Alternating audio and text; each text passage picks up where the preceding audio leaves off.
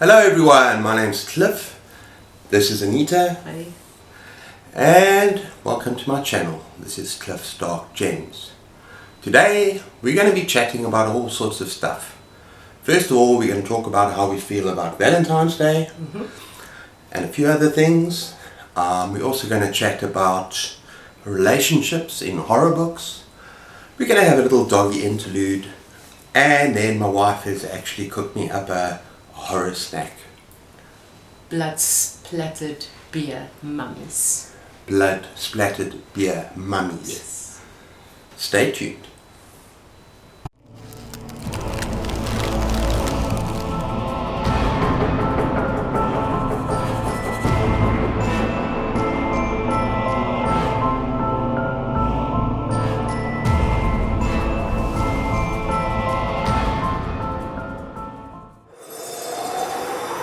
Okay everyone, so let's start off with Valentine's Day. My baby, what do you think of Valentine's Day? 20 years ago I thought it was a great idea and so romantic, and 20 years ago? Last year I gave you roses, I gave you all sorts of things. Yes, you did. And you loved it. I did. I loved it. Yes. So what are you thinking about it right now at this moment in time? At this moment I think Valentine's Day is just a way for people to spend money they don't really intend to spend on things we don't really need. It's like a pressure you feel on yourself to tell the person in your life you love them when they know you love them. That's basically how I feel. That's pretty harsh. I mean, there are people out there that genuinely love Valentine's Day, and we used to love Valentine's Day. Yeah. I still love the idea of Valentine's Day. Yeah. But I do tend to agree with you that, and let's look at our own lives here. November, my brother's birthday. December, my birthday. End of December, my mother's birthday. Christmas, New Year's Eve. Your birthday. My birthday. Your brother's birthday in January as well. And then what happens on the 14th of February? Valentine's Day. More money. Yeah. More money. Yeah. And this time you spend money on a card that normally would cost you, what, maybe 50 Rand, 40 Rand? Yeah, and that ends up in a box somewhere. Ends up being something like 200, 300 Rand, Yeah. where you can normally buy a present. And also roses, which are beautiful, right? We love roses. Yes. Okay. And then you spend money on chocolates, which we don't actually I don't eat We chocolates. don't eat, well, I do. No, I like my but I chocolates don't. with nuts, and Yeah. I like my nuts chocolates. But yeah, it is a little bit of a waste of money. But I'm not absolutely not judging anyone who actually goes out there and enjoys Valentine's Day, because it is a fun time for a lot of people. Yeah. Okay, maybe it's not as fun a time for people that are single, but it's a commercial thing, isn't it? To me it's become commercial, but maybe it's because we're older. We've been married for a long time. That is another Yeah. thing as well. I think when Yeah. you're married for a long time, and to be fair, I do give you roses quite regularly. You Well, do? not regularly, but I do give you roses. Yes, you do. And Yes, not I just do. on Valentine's Day. So Exactly. We don't need Exactly. a specific day. Kind of spontaneous, that's better. Exactly. I think. I like that. Yeah, because, Yeah. for all those husbands out there, or boyfriends out there, kind of on Valentine's Day, your other half will just expect roses. So why not, like, in March or April, even at Halloween, give them a rose. See what happens there. Something different. That's something different, right? Yes. Yeah. Absolutely. Yeah. Love yeah. that. Yeah. So yeah, so that's what we kind of think about Valentine's Day. Now there's another thing that I wanted to just bring up. When you give each other presents, you use wrapping paper, right? Now wrapping paper is, something that you use and you throw away, unless it's something very special, the wrapping paper that you want to open very carefully, and you fold up and use it for another time. Most of the time we tend to throw away our wrapping paper. So we were thinking, why not give a present to our best friend? Because pets need presents as well.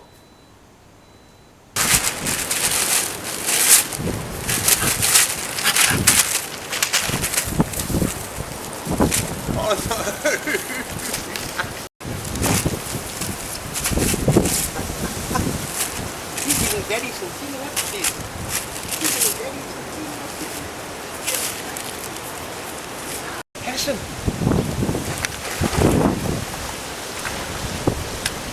Yeah. Shake it off. Shake it off. Shake it off. Okay, I hope you enjoyed that. And you know, some people might think, oh, why is she learning how to rip up stuff? Well, actually, since she was a puppy, she loved doing that. And she's our special girl. And she was special from the time we got her, almost like a rescue. She has a lot of issues. So we give her lots of love, unconditionally. And if that means she rips up paper, she rips up boxes, right? Pillows. Okay, no, we do kind of give her, we try and stop that, but we do try to give her as much love as possible. Yes. Because sometimes there are doggies that have been hurt when they were younger, we know Layla was, that need just love and support. And we'll do anything for her and she'll do anything for us. Yes, she will. Okay, Yeah. but now we're coming to a very interesting topic, and that is relationships in horror books. Mm-hmm. Now, we've got a couple we're going to talk about each, and so these are relationships that are messed up, seriously messed up relationships in horror. And my wife has got a short story by Stephen King she wants to introduce first off. Go for it. Okay. So this is from Stephen King's Everything's Eventual, and the story is called LT's Theory of Pets, which I found a very interesting story. And it's about a happily married couple that buy each other a pet, and the pets end up hating the receiver and end up loving the giver, which I found very interesting. So it's like creates a very interesting dynamic. Yes, well, first of all, they were happily married, and the pets come into their relationship, and obviously the dynamic of the house changes. And I believe that any pet or child that comes into your life will change the dynamic of the relationship. And children as well. Well, yeah, I suppose, yeah. Now,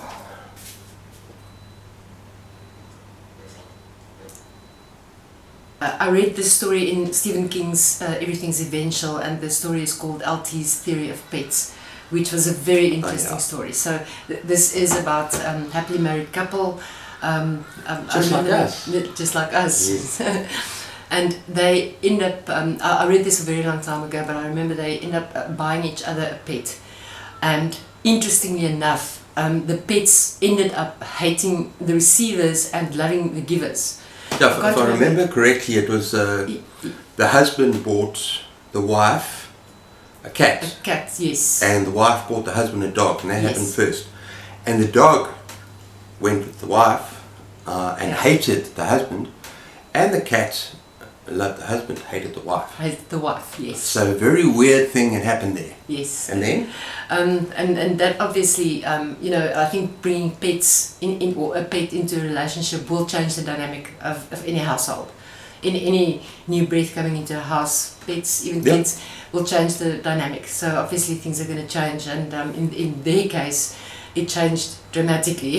So in what way? Well, their relationship started. Well, I don't want to spoil the story because the ending was very surprising. We can say it's not going to go well. Yeah, it basically started breaking down the relationship, deteriorating it, and it was very, very interesting. It was a good story, and I liked it. I loved it, actually, and the ending was very, very good. It's just funny how you just add a different dynamic into a relationship. Something seemingly as innocuous as a pet. Yes. And it can change everything. Yeah. And we thought this was awesome as well because we got Layla. And she's the only child. We've never got her another dog, which is sad, but we just never had an opportunity to really. And because she's a special child, it's kind of difficult to find other friends for her that she'll get on with. So we have to give her all the love. You know, we don't want her to fight with every single dog that comes here. Yeah. And it's just an interesting dynamic. But it's my turn, and I choose Stephen King full dark no stars. Now, I haven't really spoken about this before on my channel, but this is probably one of my favorite Stephen King short story novella compilations. And they are just awesome stories in here. There are two that concern relationships, husband and wife. The last one being a good marriage, which turns out to be quite a nightmare for this woman who discovers that her husband is a serial killer. Yes, he's a serial killer, and they've been married for like something like 10, 20 years. Quite a long time. Quite a long time. But the first book in this, and I know it was made into a TV series, as far as I know, in America. I haven't seen it, and I love it. And it's 1922. You read this one as well? I remember that. Yeah. Very, very creepy. And so this is a lot darker than what we've just been talking about. The husband is a farmer, and he owns land that used to belong to his father's father, as I think it's in Nebraska in the 1920s. And his wife owns land as well, adjacent to that, and owns more land, and is threatening to sell because she wants to move back to the city. Now, from what I remember, the wife's not a very nice person. No, not at all. Not a nice person. She's not a likable character. What do you remember about her? I just remember she was mean and she was weird. She had this toxic relationship with her son. Ooh. Yes. Ooh, no. I do remember. She has a relationship with her son that is Yes. Yeah. And that's normally when she was drunk. Yes. Yeah. She had a drinking problem. Yeah.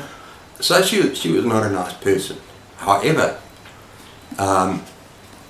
what happens is the husband doesn't want to leave his farm. And with all the threats from this wife, who to be honest is, let's just say it like it is, she's the absolute bitch. Yes, no, she is. She really is a bitch. And so he comes up with a plan. And he brings his son in on it. And his son goes along with it probably because of the way the mother is treating his son. And it's a dastardly plan. And we're not going to talk about it anymore, but things got horribly wrong. Toxic relationship going through ways of... Yeah. So they make a decision, and this book gets very, very dark, and it's a crime, and it's what's very interesting as well is the way that Stephen King, after, you think that's the worst that can happen. And then afterwards, what happens afterwards to the son, and to him, and to just how everything falls apart. Yes. This is dark. It is freaking dark. I mean, I don't know how else to describe it. Really, it is very depressing. Yeah, I highly recommend this whole compilation. There's 4 stories in here. In fact, I don't even know if 1922 is my favorite. There's another one called Big Driver. That was very good also. What's that about again? That was the woman that gets raped. She gets raped and she and gets beaten her up. revenge. She gets her revenge, yeah. Very, very good. Highly recommend this book, people. If it's not my favorite compilation, it's very close to it. Maybe second or third. But it's absolutely brilliant. And because it's a later Stephen King, you wouldn't expect it. But believe me, this is brilliant.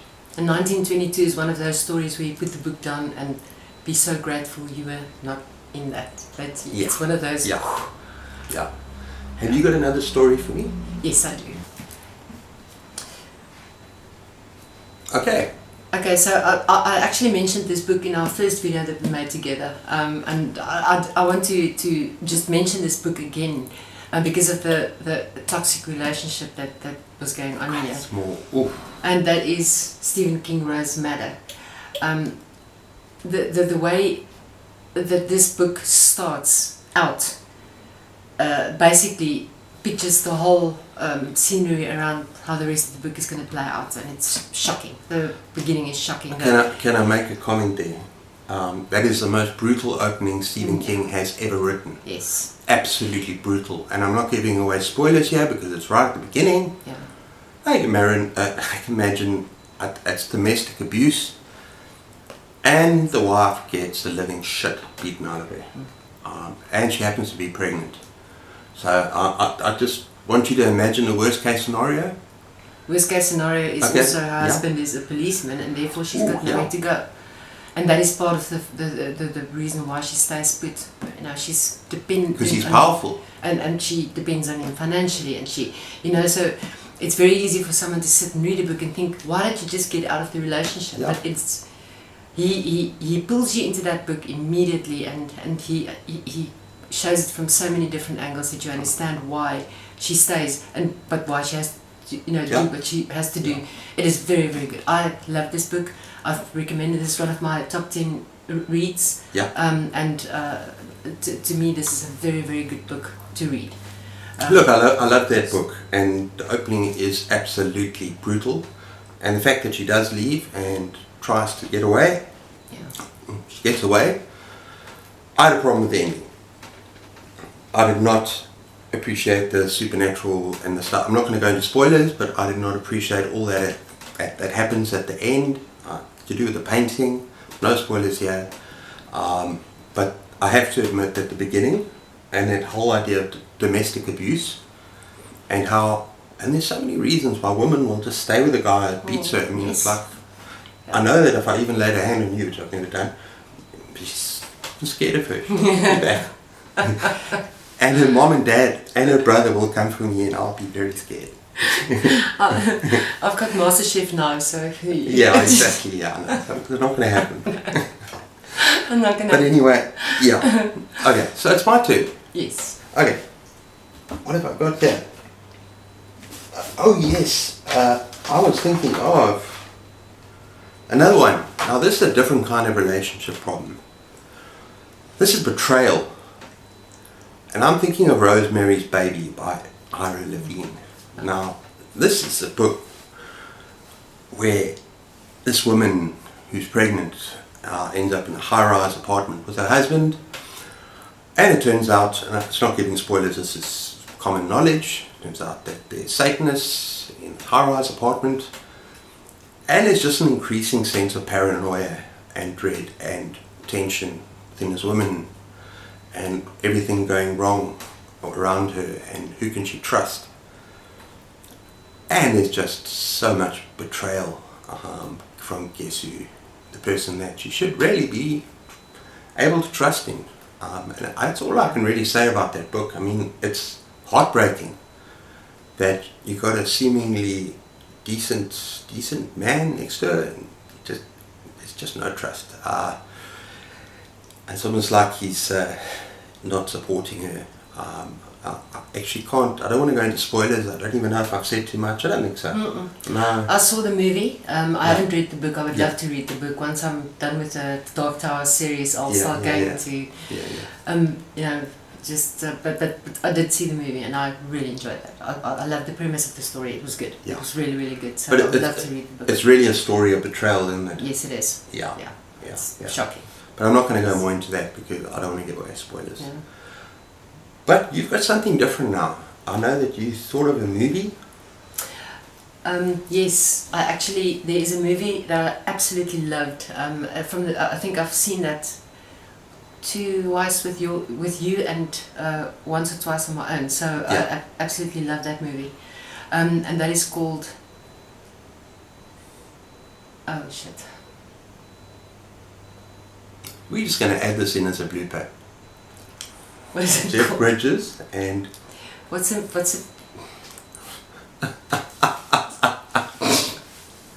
What is this stupid movie called? Just check there first. And baby, you got something different for us. I know that you were thinking of a movie. Oh yes, The Vanishing. I don't know if you guys have seen The Vanishing. I don't know if there's a book about it. There might be, but I've never... Yeah. No, I don't know. If there is, please let Cliff know on his channel, because I would love to read the book as well. But The Vanishing, and I don't know if there was a previous one made, but the one I saw... I think there were two. There was, yeah. The one I saw was with Kiefer Sutherland, Jeff Bridges and Sandra Bullock. And why I'm bringing up this is this movie is about, and I'm not going to spoil anything for anyone, but this movie is about him losing the love of his life and what the lengths he will go through to get her back. And even though the situation is completely hopeless, or you think it is, you have no idea. He just for years he pushes and pushes and pushes to get find out back about what happened to the love of his because life. he doesn't know. And I think that is the worst thing to happen to someone, is to not know what has happened to a loved one. Yeah. You know, it's a case of, even with our daughter Layla, I would rather see her dead than missing. Don't say. No, but you know what exactly, I mean. yeah. I would rather know there she is, and you know she's resting, than not knowing where she is. And I think that is why this movie gripped me so much. I think that's actually true for a lot of mothers out there, Yeah. probably. Not knowing where your loved one is, or where your child is. Yes. Yeah. And to what lengths you will go to. I mean, you know, You would I can go, imagine yeah. what if you were missing, what I would go through. Well, the same, To try and yeah. get If you you were back. missing, I will. What did they say in Pulp Fiction? I will scourge this town with. What did he say? No, I'm going off topic here. No, you know that guy that got raped in the end of the movie? Oh yes. Yeah, the black guy. Yes. And he's a gangster. And Yeah. he says, I'm going to go through this hillbilly town, and I'm going to go through with a pitchfork or whatever. I'm gonna. I remember that. Yes. Yeah. So Yeah. if you disappear in this village, they better watch out. Yeah. You see, so. Sorry, That's that was a terrible comparison. Sorry. no, actually, it's very good. Yeah. But the movie gripped me because I could feel for that guy, and you know, you can really feel his anguish, and him pushing Yeah. and changing his life and. I mean, not that we're not going to talk about the other part of the movie that makes it so brilliant. Yeah. But yeah, Brilliant. well end. worth watching. Yeah. It's vanishing. Absolutely. It's Yes. pretty terrifying, but I really enjoyed that. Yeah. And you introduced me to that. Yes, I did. Okay. Yeah, it was very Yeah. good. And I honestly can't think of any other movies now after absolutely ruining that little thing with Pulp Fiction. But still, yeah, I'd go to the ends of the earth to find you too. So, okay, we're going to start talking about messed up relationships. I've got one or two books, horror books, or books by horror authors that are actually wonderful love stories as well, found within them. And one I've spoken about on my channel, was in my top 10 reads of 2023, is 11/22/63. And although it's not the central part of a novel, the novel is beautiful, it's well written, gorgeous storytelling, and this love story that happens between this English teacher and I'm not going to go into it. It's beautiful, and it's sad, and it's kind of heart-wrenching, and yeah, I just highly recommend it. I mean, I don't know if you can think of any books that have got love stories. The one that comes to mind is, and it's also one I mentioned in our first video. That's not together. horror, yeah, but It's not horror. it's action adventure. It's horror action adventure. Well, because yeah, no, there's it's dark. horror in it. It gets dark. But that's Eagle in the Sky by Wilbur Smith, because that's actually a book I would recommend to read over Valentine's Day or Valentine's period or whatever. The book is incredibly cruel about these two people, and they are soulmates. They get together because they are soulmates, and the gods up above, I'll never forget that, nudge each other and decide, no, let's put this to the test. And boy, do they go through a test. And who are these two characters? The one is Israeli pilot. Fighter pilot. Fighter pilot, and the woman is a writer. Okay. So she starts writing her own poetry and books and everything else, and they get together, and they get tested to the limit. I cannot conceive of the idea of going through that, Yeah. both him and her, and having to fight their own battles separately and together. And that's why I said before, it's not a story, it's a love story, it's a story about love, it's not a romance novel. I don't read romance novels, you No, know you that. don't. Yeah. But that is not a romance, it's a horrible, cruel book with a beautiful backset of what love can overcome, and how strong a bond between two people can carry you through the worst. So yeah, to me, I recommend that book. It's a South African author, Wilbur Smith, passed away sadly recently, but his works in general... His work are very dark, Yeah. and I know that he's got a reputation for being kind of quite racist, but I think you also need to realise when he wrote these books and where he grew up, and the time he grew up in Rhodesia, former Zimbabwe. Well, So I mean, this was the stuff that he was surrounded with, and Yeah, I know people will say there's no excuse the way that he writes. It's a thing of his time, but that's when he lived. That's who he was, and that's but if you're looking for a really good adventure yarn, a thriller, that really it's a man's adventure as well. I mean, it's like kind of a man's man. You always get these heroes, right? Yes. And the women that are there with them, and very strong men and strong women as well. Yes. But yeah, I enjoyed Wilbur Smith. I lapped him up when I was younger, and yeah, it's not horror, but there's some dark stuff in there as well. Yeah. So yeah. Okay, everyone. Before we go, my wife has something to say. Wanted to ask you, how was your horror snack? It was really delicious. I need some more fruits and veggies next time, I think. But it was bloody hot. Why was it so hot? Let me show you. So today I'm going to show you how to make blood splattered beer mummies, which I made for Cliff for Valentine's Day. They are absolutely delicious, so let's get to it. So I've got some puff pastry there with cheese spread, sausages, mustard, and a beaten egg. So what we're going to do now is first of all spread some mustard over the puff pastry. So we're going to get that sassy little guy over there and spread some mustard over it. And that will give it a beautiful, beautiful mustard flavor with the sausage that's going to go on it. And the next thing that we're going to do is we are going to put some of the cheese spread onto the pastry. Now this is going to give it a beautiful, nice cheesy flavor. It goes very well with the spicy sausage that Cliff doesn't know about yet, so it is going to be lovely. So the sausage that I have there is really spicy one. So what you want to do is just get the cheese spread all over the dough, and once you've done that, we are going to just cut it in strips about 2 centimeters. So just cut them into 2 centimeters, and this is going to be for the sausages. So this is going to be the wrap for the mummies. So there we go. And once you've done that, we are now going to wrap our mummy. So what you want to do is you want to first wrap a little bit over its head, leave a little bit of space, just to allow for its eyes, and then wrap the rest of the little guy's body. So that is going to make the rest of the mummy. Alright, so and these snacks, while I quickly do the rest, is really, really delicious. It is absolutely stunning. Try it and test it. So I hope you will take the time to make them sometime, maybe for Halloween or whatever, but they really are delicious. So once you have made your mummies, they are ready to go into an oven, 180 degrees Celsius. And before you put them into the oven, just take some beaten egg and brush them over the dough. So that what that's going to do is it's going to create a beautiful brown sort of coating over it, and it's going to make it a little more crispy. So it's going to go into the oven, 180 degrees Celsius, for about 20 minutes. Once it's out of the oven, look at those little guys. They all settled in their little blankies, or whatever you want to call them, and you're going to let them cool down. And once they cool down, what I've got here now is a little bit of cream cheese and some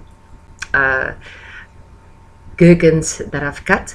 And with a toothpick, all you want to do now is, in the spaces, you are going to give him 2 eyes with the cream cheese, and then take the gherkins and put them in. You can use anything. If you want to make the color of the eyes red, you can use little pieces of tomato, pieces of olive. You can use black olives, green olives. Let your imagination do the rounds, and you can just make any color eyes. So that basically is giving these little guys eyes. And once you've done that, what we are going to do next is going to be very cruel, especially considering what these guys have been through. But it's a horror channel. It is a horror channel. It's a horror channel. We are now going to impale them. We're gonna impale them. So these poor guys have been through a lot, and we're going to put them through more. So take a little steak, if you want to call it that, and we are going to lay them down in a bed of roses because it is Valentine's Day. So there you go, we are impaling these poor little fellows, and they are being laid to rest in a bed of roses. Alright, so you'll notice the 2 beers at the back. Now the 2 beers at the back is very important, and what I'm doing right now is I am adding my secret sauce. So we've got spicy sausages, and now we are putting the blood splatters all over our little mummies, and the 2 beers at the back is going to be very important. And there you go. There we have our blood splattered mummies. And just before I go, I just wanted to tell you that we are going to put just a little bit of fresh basil in between to add some color. And then Poortliff is going to try my horror snack. I hope you enjoyed this. Thank you for watching. Now I know what the beer is for. Cheers. Cheers. Cheers. Okay everyone, so that's our video for tonight. Sorry if lighting was a bit crazy. Guess what? We're load shedding again. Yes. So we've got our circle light over there. Hopefully you can see both of our faces. But we had a lot of fun. I hope you did too. And thank you so much for joining us. Leave a comment down in the dark spaces below. Let me know what you think. Take care of yourselves. Keep those pages turning. And cheers. Cheers. Cheers.